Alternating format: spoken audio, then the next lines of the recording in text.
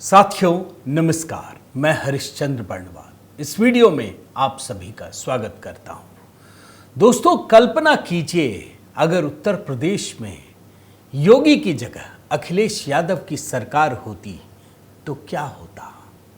कल्पना कीजिए दोस्तों कि अगर केंद्र में मोदी की सरकार नहीं होती, राहुल गांधी और कांग्रेस की सरकार होती, यूपीए की सरकार होती तो क्या होता।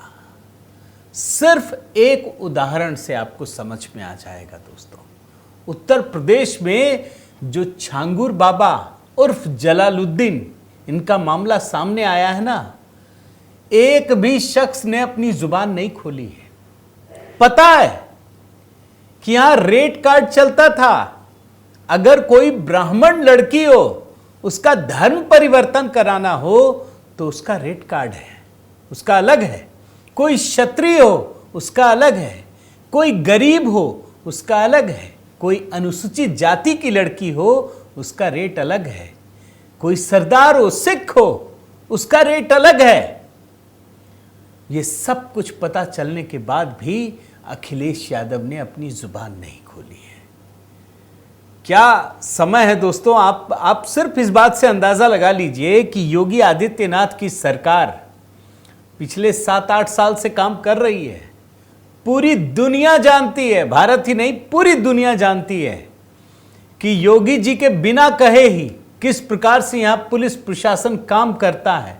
किसी की हिम्मत नहीं है कोई गलत काम कर दे। अब तो योगी जी ने बोल भी दिया है, हिसाब क्या होगा वो तो आप ही अंदाजा लगा लीजिए। लेकिन इस बहाने दोस्तों मैं आपके सामने ये जो छांगुर बाबा है जलालुद्दीन, इसकी कहानी बताने के लिए आया हूं। उस परिवेश को दिखाना चाहता हूं ताकि आपको अंदाजा लग सके कि योगी जी के होने का मतलब क्या है, और अगर योगी जी नहीं होते तो इसी राज्य की हालत क्या होती। मैं पूरी कहानी, एक ऐसी कहानी, मेरी दिलचस्पी नहीं थी दोस्तों इस कहानी में, लेकिन जब मैं देख रहा था कि बुलडोजर गरजने लगे हैं, योगी जी खुद ट्वीट करके अपनी बात रख रहे हैं, तब मुझे लगा कि इस कहानी को ज़रा आपको एक लेमैन की भाषा में दिखाऊं ताकि आपको समझ में तो आए कि हमारा भविष्य क्या है। ये जब योगी मोदी के होने के बाद इतना बड़ा काम कर रहे हैं तो बाद में क्या होगा। आज इसी को डिकोड कर रहा हूं दोस्तों। आपसे निवेदन करता हूं कि ज़रूर कमेंट करके अपनी बात रखिएगा। और हाँ दोस्तों, HB मेलोडी, वहाँ पर अगला गीत रक्षाबंधन से जुड़ा है। कल या परसों किसी दिन अपलोड करूँगा और देखिएगा, रक्षाबंधन बहुत निकट है। इस बार 2 गाना अपलोड करने की उम्मीद कर रहा हूँ मैं। साथ ही एकादशी पर आप जो गीत देख रहे हैं उसे अपना प्रेम दीजिए दोस्तों। आइए दिखाता हूँ मैं। ये देखिए ट्वीट योगी जी ने आज ही किया है। क्या लिखा है। हमारी सरकार बहन बेटियों की गरिमा सुरक्षा के प्रति पूर्णतः प्रतिबद्ध है। प्रारंभिक जांच में सामने आया है कि आरोपी जलालुद्दीन की गतिविधियां समाज विरोधी नहीं बल्कि राष्ट्र विरोधी भी हैं। उत्तर प्रदेश सरकार कानून व्यवस्था को लेकर किसी प्रकार की ढिलाई नहीं बरतेगी। आरोपी और उसके गिरोह से जुड़े सभी अपराधियों की संपत्तियां जब्त की जाएंगी और उन पर सख्त कानूनी कार्यवाही की जाएगी। राज्य में शांति, सौहार्द और महिलाओं की सुरक्षा को भंग करने वालों के लिए कोई स्थान नहीं है। उन्हें कानून के अनुसार सजा दी जाएगी, ऐसी सजा दी जाएगी जो समाज के लिए एक उदाहरण बने। वैसे तो योगी जी कम ही बोलते हैं इन मामलों में, अब जब बोल दिए हैं तो क्या होगा आप सोचिए ना। कानून व्यवस्था कैसे स्थापित की जाती है, एक उदाहरण है दोस्तों, ज्वलंत उदाहरण, मिसाल है ये। उत्तर प्रदेश में बलरामपुर में इनका एक आलीशान कोठी है, देख के ही हैरानी होती है। कई कई एकड़ में, चारों तरफ कुछ है ही नहीं, इतनी आलीशान कोठी है। 3 बुलडोजर एक साथ पहुंचे और उसे गिराना शुरू कर दिया। यह वही कोठी है दोस्तों जिसमें जलालुद्दीन और छांगुर बाबा अपने गैंग के लोगों के साथ रहता था। विजुअल भी आपको दिखा देता हूं। 3 बुलडोजर पहुंचे हैं। रूल ऑफ लॉ क्या होता है ये बाकी लोगों को समझने की जरूरत है। हालांकि मैं देख रहा हूं बिहार में भी चलने लगा है। एक जनाब गोलीबारी में थे, एनकाउंटर कर दिया गया उनका। आपको मैं बताऊं दोस्तों कि ये जो बुलडोजर पहुंची ना बलरामपुर में, ये जलालुद्दीन के घर पर 3 बीघे में ये कोठी बनी हुई है। भारी संख्या में पुलिस बल की मौजूदगी थी और तब जाकर के इसे गिराने में सफलता मिली। अब ये जलालुद्दीन उर्फ छांगुर बाबा, ये कौन है? थोड़ा सा मैं आपको बताता हूं कि ये आदमी अचानक से इतना बड़ा कैसे हो गया भाई। आप जानते हैं दोस्तों, ये बाबा पहले साइकिल पर बड़े ध्यान से सुनिए, झाड़ फूंक, टोने, टोटके, नग, अंगूठी यही बेचता था। और हमारे धर्म के लोगों में दोस्तों एक बड़ी बुराई है, आप कुछ भी कर दीजिए, कहीं पर भी एक अगरबत्ती लगा दीजिए, कुछ कर दीजिए, बस सब पहुंच जाएंगे। उनको समझ ही में नहीं आता। वो अजमेर में चिश्ती के दरगाह पहुंचते तो हैं, लेकिन उनको पता नहीं है कि ये क्या है। पढ़ लेना चाहिए। ये जो फकीर बाबा ये सब जान लीजिए, तब जाइए, कोई बात नहीं। अगर उसके बाद भी आपकी भक्ति है तो अच्छा ही है, कोई बुराई नहीं है, लेकिन समझ तो जाइए। क्या हम कब्र में जाकर के किसी की पूजा करते हैं क्या? ये भारतीय संस्कृति में है। और तभी ऐसे बाबा प्रकट होते हैं, जिसने अपने काम तो साइकिल पर झाड़ फूंक, टोने टोटके और यही सब से किया। धीरे धीरे नौकरी में तरक्की लगाने लगे, उल्टी सीधी कहानियां, आपको ये लाभ होगा, वो लाभ होगा। और ये जो जलालुद्दीन है, छांगुर बाबा बन गया और उसके बाद इसका प्रभाव बढ़ता चला गया। और फिर ये रेहरा माफी नामक गांव है, 2015 में प्रधान चुना गया और उसके बाद नया ठिकाना मधुपुर गांव बनाया, जहां पर इसने यह आलीशान कोठी बनाई है। आलीशान कोठी, महंगी गाड़ियां, लग्जरी गाड़ियां, कई फर्जी संस्थान, और यह कोठी है जहां से यह अड्डा चलता था दोस्तों। और मजे की बात क्या है, यह भी समझ लीजिए। यह कितना महत्वपूर्ण है, इस बात को समझने का प्रयास कीजिएगा दोस्तों। 2015 में जब यह प्रधान चुना गया, सरकार किसकी थी आप जानते हैं? उस समय इसने सरकारी जमीन पर अपनी कोठी बना ली थी। इसी मामले में जलालुद्दीन को और उसकी सहयोगी है नीतू नवीन अरोड़ा, ये इसका भी धर्म बदल गया, इसका नाम है नसरीन, उसको गिरफ्तार किया गया है। जांच हो रही है, पूछताछ चल रही है। और यह पता चला दोस्तों इस जांच में कि जलालुद्दीन उर्फ छांगुर बाबा ये इस कोठी में अपनी सहयोगी यानी नीतू नवीन अरोड़ा उर्फ नसरीन और उसका पति है नवीन रोहरा उर्फ जमालुद्दीन, ये साथ में रहते थे। इसका काम ही था लोगों का धर्म बदलवाना। तो इन लोगों ने भी धर्म बदल लिया। और छांगुर बाबा पर क्या आरोप है? ये जलालुद्दीन पर आप समझिए, ये लालच देकर गैर मुस्लिमों का धर्म परिवर्तन कराता है। इसके बैंक अकाउंट में 100 करोड़ रुपए से अधिक का लेन देन है। इस गिरोह के पास 40 बैंक खाते हैं जिसमें भारी लेन देन, और वो भी लेन देन कहां? इस्लामिक और खाड़ी देशों में दोस्तों। इसके बंगले में 1 साल के भीतर बंगला, लग्जरी गाड़ियां, शोरूम, तमाम चीजों की खरीद हुई। ये जो जलालुद्दीन है ये कम से कम 40-50 बार इस्लामिक देशों का दौरा कर चुका है। और सबसे खतरनाक, ये जातियों के हिसाब से पैसे खर्च करता था। आज मैं पढ़ रहा था जिसमें ओवैसी साहब को जवाब दे रहे थे भाजपा के नेता, और कह रहे थे कि भाई ये भारत ही है जहां अल्पसंख्यक सब देश से आना चाहते हैं और वो ज्यादा सुरक्षित है बहुसंख्यक से। आप सोचिए, बहुसंख्यकों को लोभ लालच देकर इस देश का एक अल्पसंख्यक धर्म बदलवा देता है। और रेड कार्ड, अपने मन से तो बोल नहीं रहा हूं, ये तो पूछताछ में और मीडिया में छपी हुई है।